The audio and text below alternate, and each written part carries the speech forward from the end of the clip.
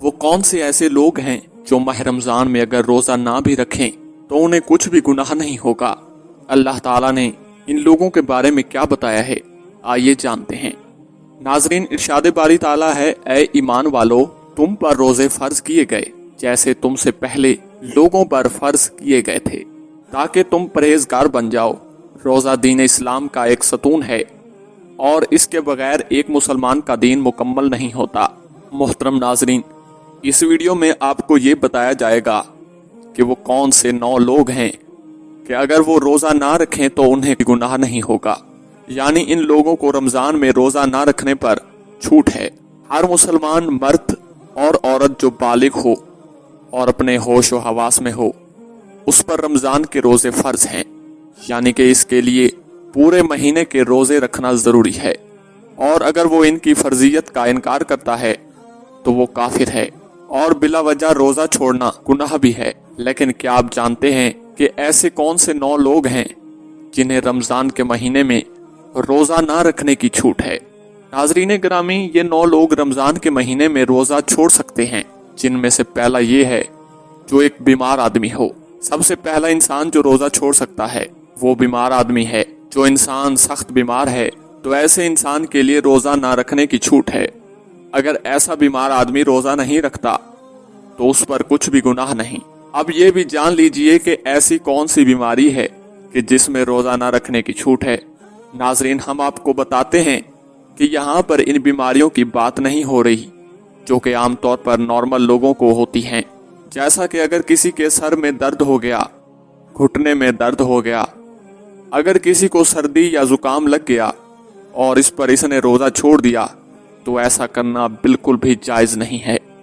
ایسے لوگوں کو روزہ رکھنا ضروری ہے۔ یہاں پر بیماریوں سے مراد ایسی بیماری ہے جس میں انسان کی جان جانے کا خطرہ ہوتا ہے۔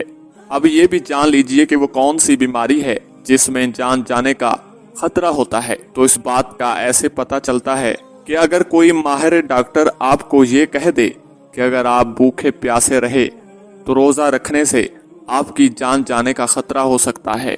ناظرین، یا پھر ڈاکٹر آپ سے یہ کہہ دے کہ اگر آپ نے روزہ رکھا تو آپ کی بیماری ٹھیک نہیں ہوگی یا آپ کی بیماری اور بڑھ جائے گی، تو ایسی صورت میں رمضان کے مہینے میں روزہ چھوڑنا جائز ہے۔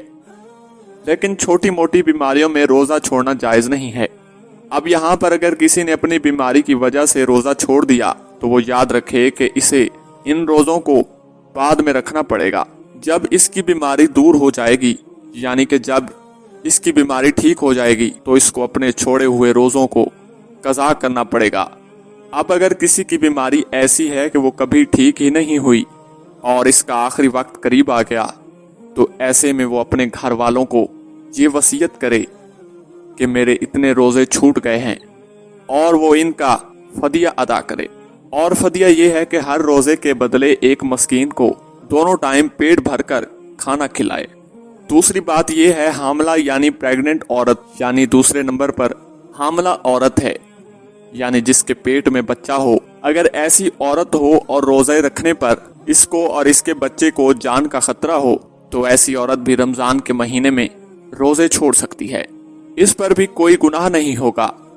ایسی عورت کے لیے بھی روزہ نہ رکھنا جائز ہے۔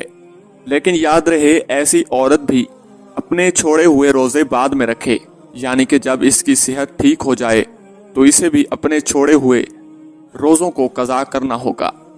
اور اگر کوئی حاملہ عورت ہے اور اس کا ماہر ڈاکٹر اسے یہ کہہ دیں کہ روزہ رکھنے سے اس کی یا اس کے بچے کی جان جانے کا کوئی خطرہ نہیں ہے، تو ایسی عورت کے لیے روزہ رکھنا ضروری ہوگا۔ تیسرے نمبر پر بات کرتے ہیں جو لوگ زیادہ بڑھاپے میں ہوتے ہیں، یعنی تیسرا شخص وہ ہے جو اپنی عمر کے آخری پڑاؤ میں پہنچ جائے، یعنی کوئی شخص بہت زیادہ بوڑھا ہو گیا ہو۔ تو اگر کوئی ایسا شخص ہے جو اپنے بڑھاپے کی وجہ سے اپنی جگہ سے اٹھ بھی نہیں سکتا، بیٹھ بھی نہیں سکتا، اور وہ اپنے بڑھاپے کی وجہ سے اتنا کمزور ہو گیا ہے کہ اس میں روزہ رکھنے کی بالکل بھی طاقت نہیں ہے، تو ایسا شخص بھی اگر رمضان کے مہینے میں روزے نہیں رکھے گا تو اس پر بھی کوئی گناہ نہیں ہوگا۔ لیکن یاد رہے کہ ایسے شخص کے لیے بھی فدیہ ادا کرنا ضروری ہے۔ اور پھر اگر ایسے شخص میں बाद में इतनी ताकत आ जाए और वो अपने आप को तंदुरुस्त महसूस करे तो उसको चाहिए कि वो अपने छोड़े हुए रोजे बाद में रख ले और इनकी कज़ा करे। नाजरीन, लेकिन अगर कोई शख्स अपने बुढ़ापे की वजह से इतना कमजोर हो गया है कि इसे अपने ठीक और सेहतमंद होने की कोई उम्मीद ही नहीं है तो इसके लिए रोजे माफ हैं, लेकिन इसे भी अपनी हर रोजे के बदले में फदिया देना पड़ेगा। और फदिया यही है कि अपने हर रोजे के बदले एक मस्कीन को पेट भरकर 2 वक्त का खाना खिलाना होगा। अब बात करते हैं चौथे नंबर पे दूध पिलाने वाली औरत। यहाँ ये बात बहुत वाज़ेह कर दी है कि पहले जमाने में ऐसी औरतें हुआ करती थीं जो लोगों के बच्चों को दूध पिलाने का काम किया करती थीं। वो लोगों के बच्चों को अपने साथ ले जाया करती थीं और 2 या 2.5 साल के लिए इस बच्चे को दूध पिलाया करती थीं और इन्हें ताया कहा जाता था।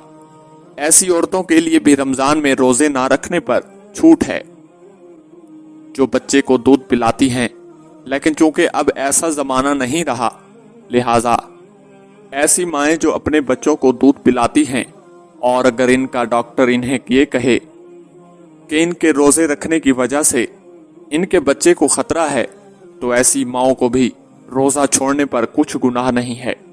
लेकिन याद रहे कि ऐसी औरत को भी बाद में अपने इन रोजों की कज़ा करनी होगी।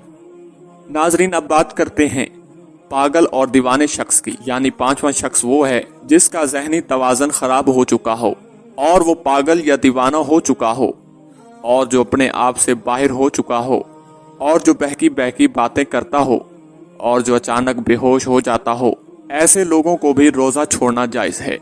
यानी कि अगर ऐसा शख्स भी रोजा ना रखे तो इस पर भी कोई गुनाह नहीं होगा, लेकिन ऐसे शख्स को भी चाहिए कि बाद में जब वो ठीक हो जाए तो अपने छोड़े हुए रोजों की कज़ा करे। अब बात करते हैं हैज और निफास वाली औरतें। यानी ऐसी औरतें जिनके माहाना पीरियड्स चल रहे हों और ऐसी औरतें जिन्होंने बच्चे को जन्म दिया हो और अभी तक इनका खून निकलना बंद ना हुआ हो, तो ऐसी औरतों को निफास वाली औरतें कहते हैं।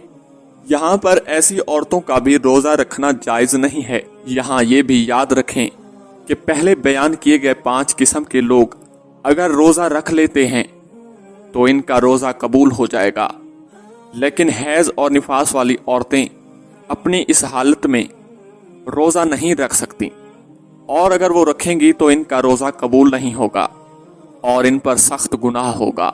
ऐसी औरत जब बाद में पाक साफ हो जाए तो इसके लिए जरूरी है कि अपने छोड़े हुए रोजों की गिनती पूरी कर ले।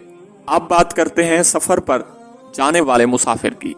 नाजरीन, ऐसे शख्स के लिए भी रोजा ना रखने की छूट है और रोजा ना रखने पर इसके लिए कुछ भी गुनाह नहीं, लेकिन ये बात भी जान लीजिए कि इस सिलसिले में सफर कैसा होगा तो हम आपको बता दें। जो सफर 82 किलोमीटर से ज्यादा हो और कम से कम 15 दिन के सफर की नियत करके घर से निकला हो तो ऐसे मुसाफिर शख्स के लिए रोजा ना रखने पर छूट है, लेकिन जब इसका सफर खत्म हो जाए तो फिर इसके लिए रोजा रखना जरूरी हो जाता है।